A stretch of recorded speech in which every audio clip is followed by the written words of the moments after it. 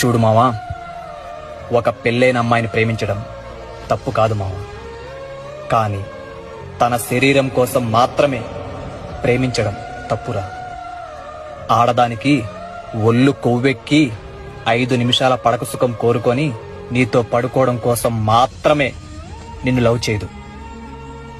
తన ఇంట్లో పరిస్థితులు బాగలేక, తన కష్టనిష్ఠూరాలు ఎవరికి చెప్పుకోవాలో తెలియక, తన బాధల్ని, తన ఏడుపుల్ని, తన కష్టాల్ని నీతో పంచుకొని, రేపటి రోజున తనకంటూ ఒక కష్టం వస్తే నువ్వు తనకొక అండగా నిలబడి, నువ్వు ఒక తోడుగా తనతో ఉంటావని నిన్ను నమ్మి నీ జీవితంలోకి ఆడదొస్తుంది.